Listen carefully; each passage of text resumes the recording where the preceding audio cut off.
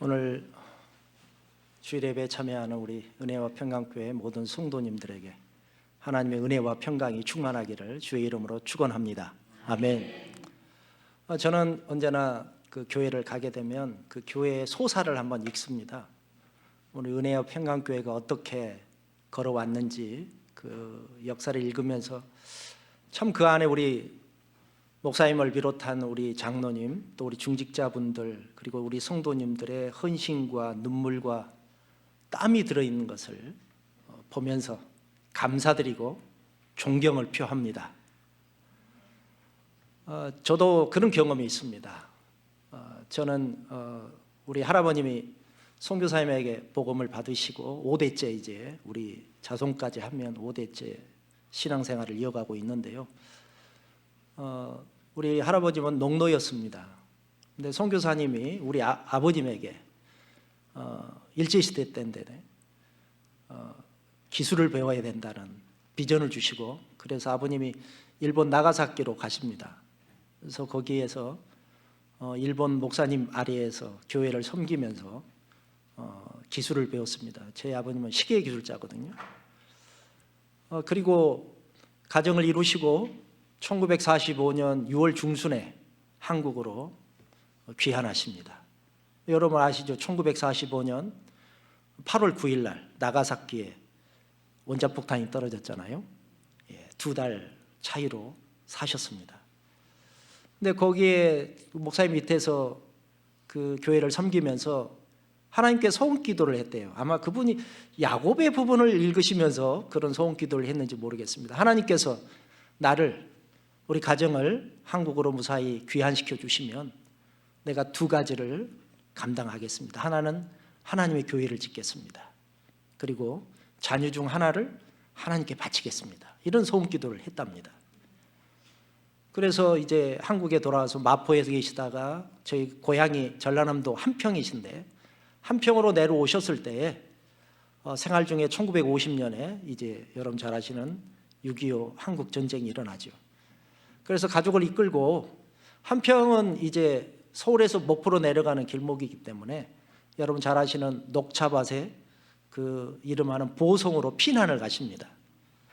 근데 이제 가족을 이끌고 피난을 갔는데 갖고 갔던 양식이 다 떨어졌어요. 그래서 피난 가기 전에 이 쌀을 좀 감춰놓고 가셨는데 그거 찾으러 왔다가 인민군에게 잡힙니다. 그래서 예수쟁이라는 이유로 인민재판을 받고 이제 죽창부대에 이끌려서 죽으로 사형장에 끌려가시는데, 그 데리고 가는 사람 중에 하나가 그 우리 동네 양 장로님이라고, 그 장로님 집의 하인이었는데 그 형님하고 친했대요. 근데 그 형님이 우리 아버님을 보고 야 빨리 지금 도망가라고, 그래서 구사일생을 하셨습니다. 아버님은 그 경험이 우리 하나님께서 나를 죽음에서 살려주셨다라는 놀라운 은혜를 체험합니다. 그러고 나서 이제 전쟁이 끝나고 1959년에 목포에 영락교회라는 교회를 설립하십니다. 그리고 3년 뒤에 시계 기술이 있었기 때문에, 그때는 굉장히 그 기술이 고급 기술이었기 때문에 부를 나름대로 이룹니다. 근데 우리 둘째 형님이 그 좀 부잣집 아들처럼 방탕한 생활을 시작하니까 이 하나님께 손기도 있잖아요. 교회를 바치겠다고 가산을 정리해서 교회를 짓습니다. 그것이 모포 영락교회 지금 교회 본당입니다. 그리고 나서 이제 제가 7째 막내인데요. 제가 대학을 이제 한 3학년쯤에 4학년이 들어갈 때 아버지에게 아버지 저 신학교 가겠습니다. 그러니까 이 말씀을 하시더라고요. 내가 하나님께 2가지 소원 기도를 했는데 하나는 교회를 바치겠다는 거고, 2번째는 아들 중에 하나를 바치겠다. 바로 이거라고. 근데 너가 그 마지막 퍼즐을 맞춰줘서 고맙다라고 말씀을 하시더라고요. 제 아버님 그 생활의 루틴은 간단합니다. 아침에 일어나서 5시 반 새벽 예배 마치고 집에 돌아와서 이제 7시에 가정 예배를 드립니다. 저 어렸을 때 진짜 고통스러웠습니다. 꼬마가 7시 일어나서 예배를 드려야 돼요. 그리고 아침 식사하시고 문 열시고 그 다음 교회 가십니다. 교회를 한번 둘러보셔야 돼요. 교회 문이 제대로 닫혔는지 창문은 안전한지 훑어보신 다음에 가게 돌아오십니다. 특별히 비 온 날은 더더구나 교회 가십니다. 교회를 확인하시고 목사님 사택을 확인하시고 그리고 집에 돌아와 저희 집을 확인합니다. 이 모든 신앙의 원동력은 바로 나를 살려주신 하나님, 그걸 아버지는 영광의 하나님, 영광의 신앙이라고 이야기합니다. 오늘 본문이 그런 말씀을 나누는 거예요. 예수님에 대해서 가장 많은 이야기를 할 수 있는 사람이 누구겠습니까? 예수님의 제자들이겠죠. 그러나 그 중에서도 아마 베드로일 겁니다. 베드로가 예수님 가까이에서 목격한 것이 제일 많았거든요. 다른 제자가 없는 데서 베드로는 보았고 또 다른 제자가 듣지 못한 것도 들었습니다. 예수님에 관해서는 베드로가 당연히 1인자죠. 아무도 경험하지 못했던, 자 보십시오, 무리를 걸었습니다. 뿐만 아니라 죽은 사람을 살리는 것을 보았습니다. 심지어는요, 베드로는 예수님을 배반한 경험도 있잖아요. 보리떡 5개로 5,000명을 먹였던 그 현장에 베드로가 있었고 그 밖에 기적이라는 이적들 그리고 체험이란 체험은 다 해보았습니다. 또 베드로는 3,000명을 회개시키는 역사를 나타냈지 않습니까? 우리가 3,000명이라니까 감이 안 오는데요, 그때 당시에 한 타운에 3,000명이었으면 난리 나는 것이죠. 베드로가 말년에 이렇게 증거합니다. 우리 한번 성경 한번 찾아볼까요? 베드로후서 1장 12절로 18절 말씀, 신약성경 383페이지입니다. 한번 찾아보겠습니다. 베드로후서 1장 12절로 18절 383페이지. 자, 12절 보겠습니다. 제가 읽어보겠습니다. 이러므로 너희가 이것을 알고 이미 있는 진리에 섰으나 내가 항상 너희로 생각하게 하려 하노라. 항상 너희가 생각할 이야기가 있다, 이 말씀이죠. 13절입니다. 내가 이 장막에 있을 동안에 너희를 일깨워 생각하게 함이 옳은 줄로 여기노니, 이 장막에 있다라는 것은 살아있을 동안이라는 말입니다. 너희에게 일깨워 줄 생각이 있다. 14절입니다. 이는 우리 주 예수 그리스도께서 내게 지시한 것 같이 나도 이 장막을 벗어날 것이 임박한 줄로 알미라. 죽은 날이 다가가매 이것만은 너희에게 꼭 기억시키고 싶다라는 말씀이죠. 15절입니다. 내가 힘써 너희로 하여금 나의 떠난 후에라도 필요할 때는 이런 것을 생각나게 하려 하노라. 자, 죽음에 임박해서 생각나고 내가 세상을 떠난 후에라도 생각나게 하려는 그 내용은 16절입니다. 우리 주 예수 그리스도의 능력과 강림하심을 너희에게 알게 한 것이 공교히 만든 이야기를 쫓는 것이 아니요 우리는 그의 크신 위엄을 친히 본 자라. 우리가 전하는 복음이라는 것이 우리가 공교히 거짓으로 짜 맞춰서 지어낸 말이 아니라 우리가 확실히 본 것을 증거하노라. 17절입니다. 지극히 큰 영광 중에서 이러한 소리가 그에게 나기를 이는 내 사랑하는 아들이요 내 기뻐하는 자라 하실 때 저가 하나님 아버지께 존귀와 영광을 받으셨느니라. 자, 평소에 생각나고 내가 죽음에 임박해도 생각나고 또 내가 죽은 후에 필요할 때마다 생각나는 이야기가 있으니 이것이 나의 간증이고 찬송이고 자랑이요 나의 기쁨인데 그것을 전하는 것은 바로 변화산 이야기다, 이 말씀이죠. 마지막 18절입니다. 이 소리는 우리가 저와 함께 거룩한 산에 있을 때에 하늘로서 나옴을 들은 것이라. 자, 베드로에게 변화산 이야기만 가슴 중앙에 묻고 사는 것입니다. 베드로의 체험담 중에 가장 마지막까지 간직했던 이야기, 그것은 바로 예수님의 변화산 사건이라는 것입니다.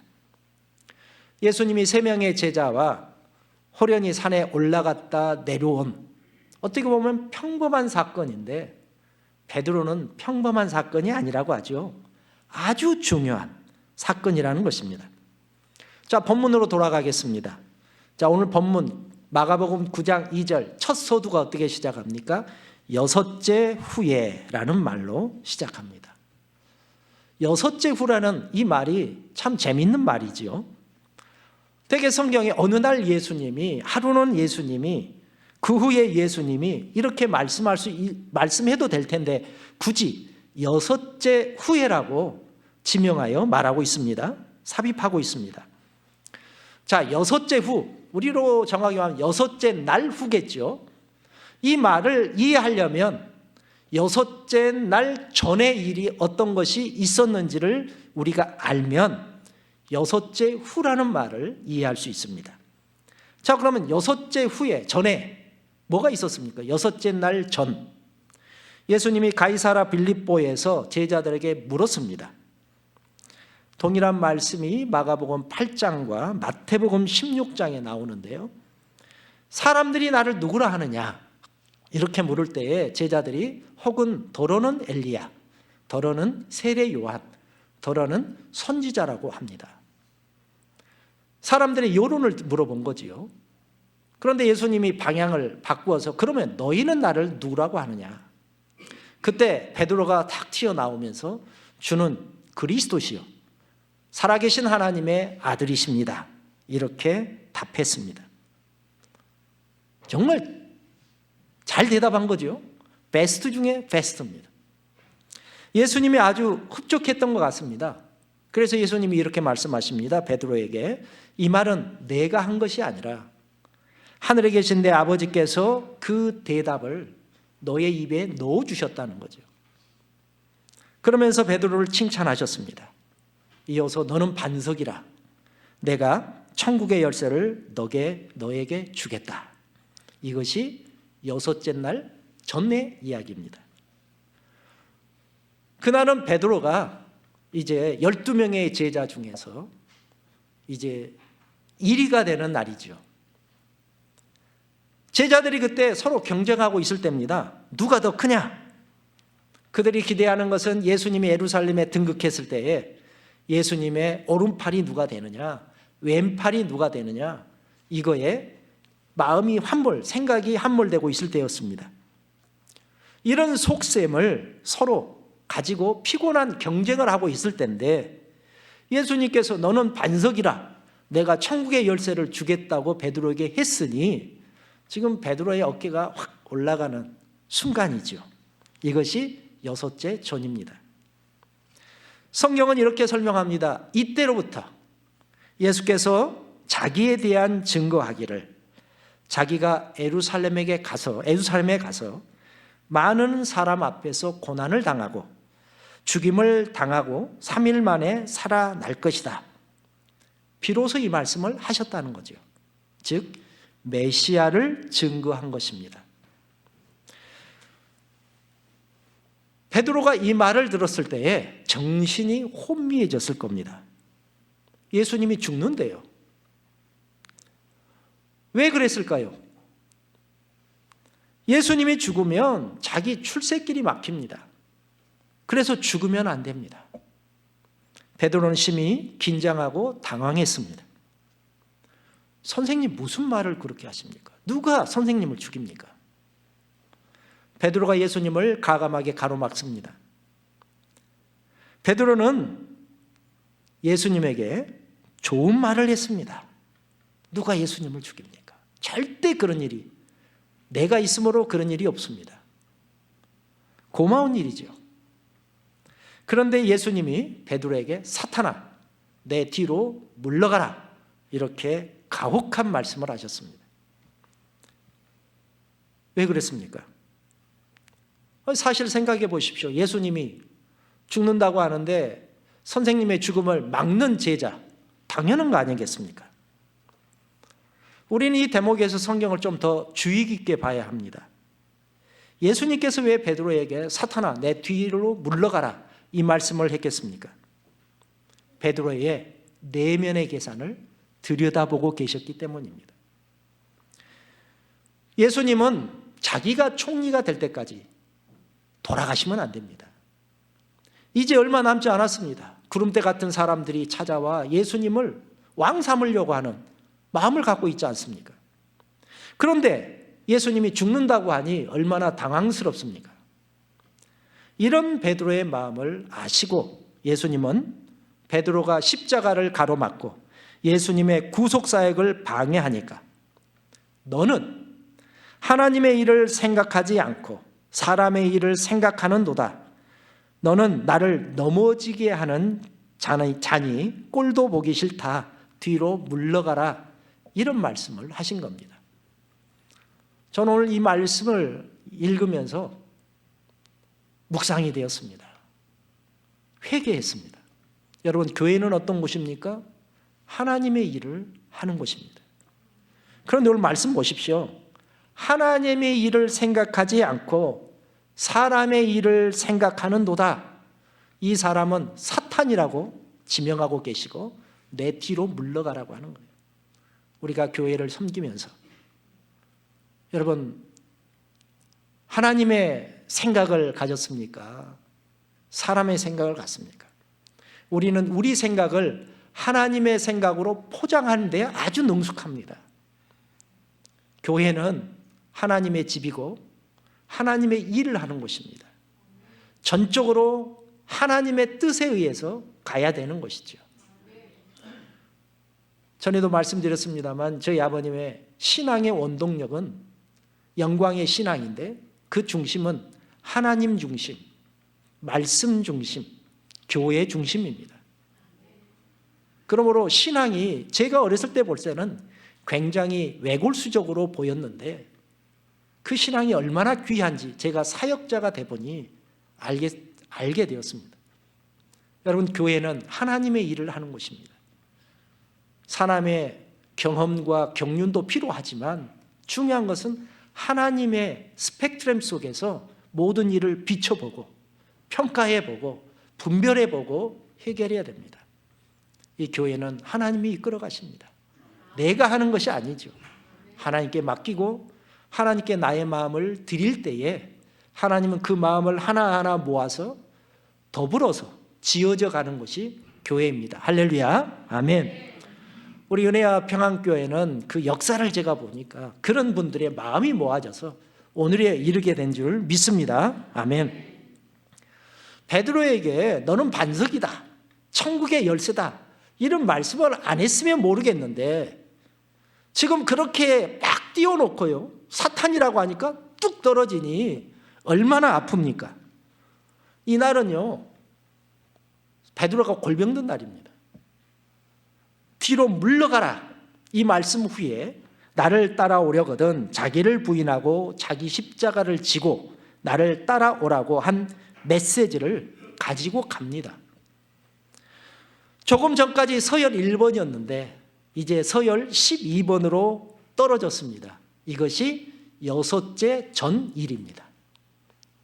그리고 6째 날 후에 베드로를 예수님이 다시 부르십니다. 그리고 베드로에게 함께 산에 가자고 말씀하십니다. 여러분, 그 6일 동안 베드로의 심정이 어떻겠습니까? 후회도 했겠고 회개도 했겠고 참 사는 맛이 아니었겠죠. 죽을 맛이었겠죠. 그런데 예수님이 불러주시고 산에 같이 가자고 하니 베드로는 감격했습니다.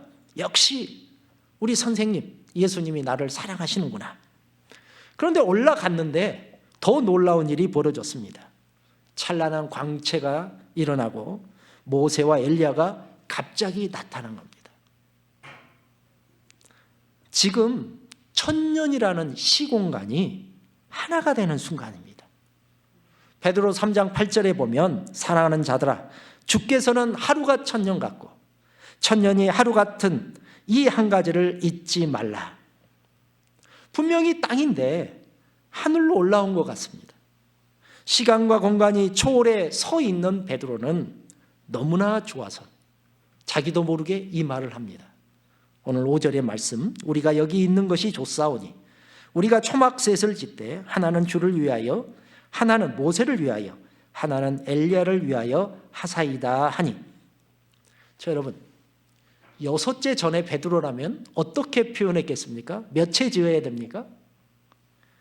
아마 그때 여섯째 전이었으면 베드로는 주님을 위하여, 모세를 위하여, 엘리야를 위하여, 그리고 나를 위하여, 그리고 같이 갔던 요한과 야고보를 위하여 다섯이 집시다, 이렇게 했겠죠.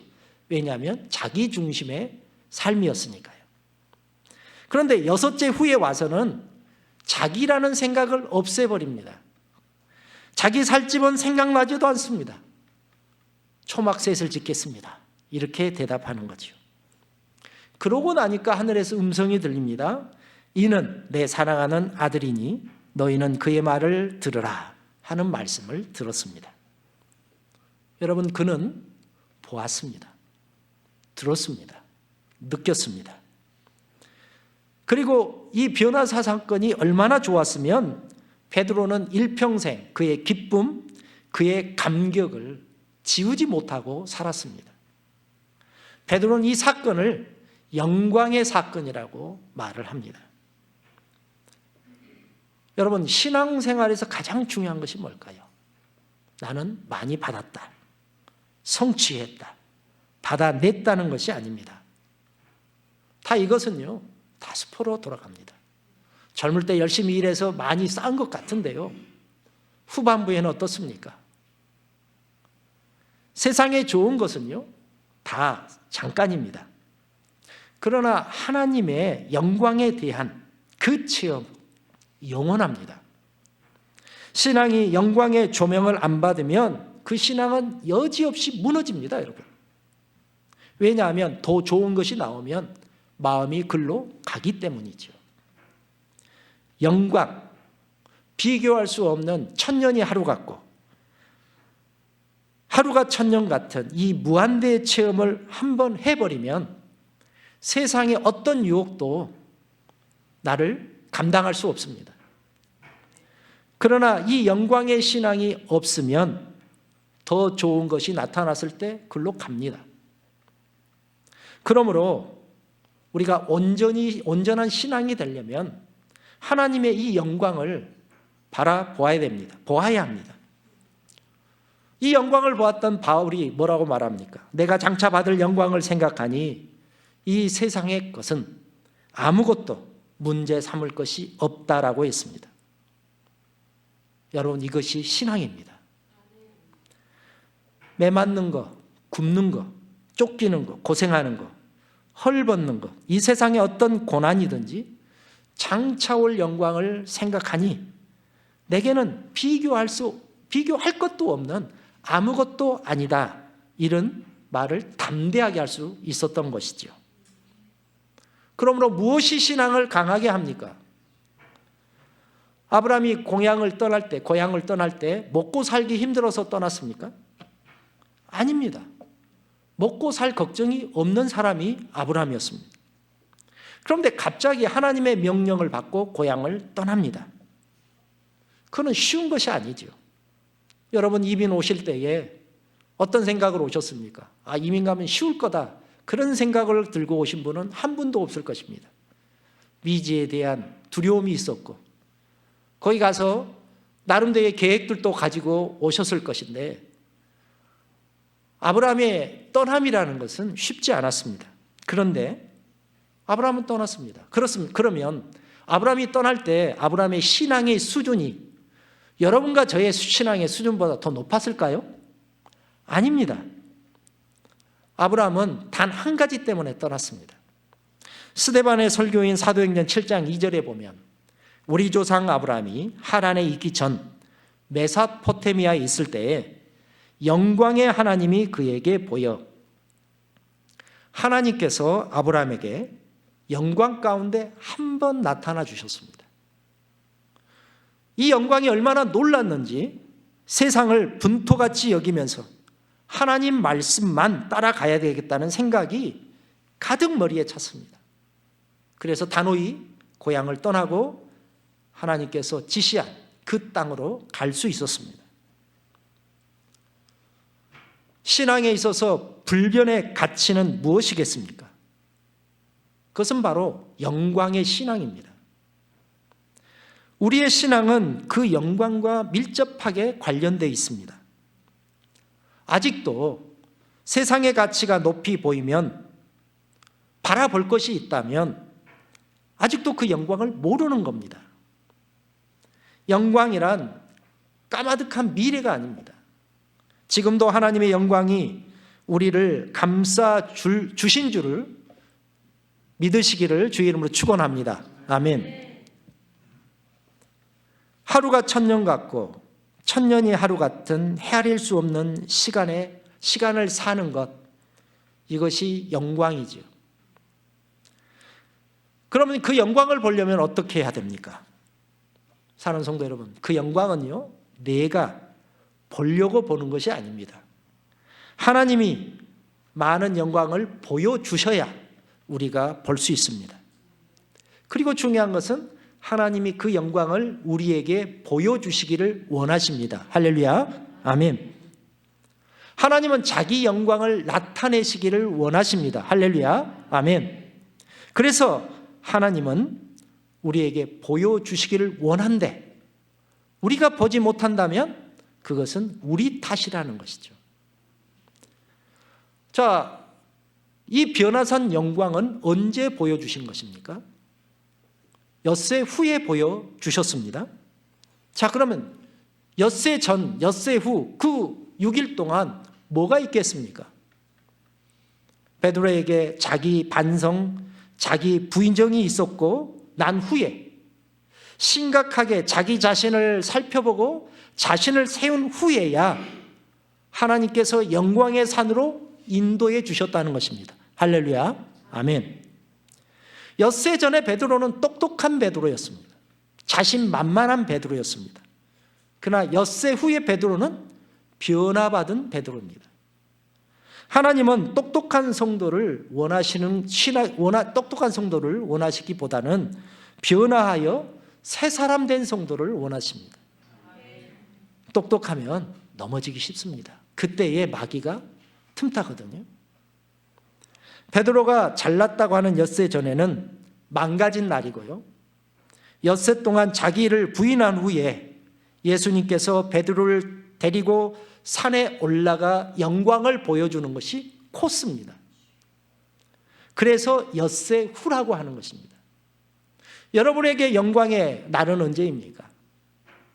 여러분, 참 우리가 힘들고 어려울 때가 있습니다. 이 문제만 해결해 주신다면 라고 하며 기도할 때가 있었습니다. 하나님께서는 우리에게 그 영광을 보여주셨고 인도해 주셨습니다.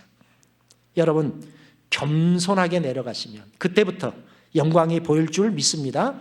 아멘.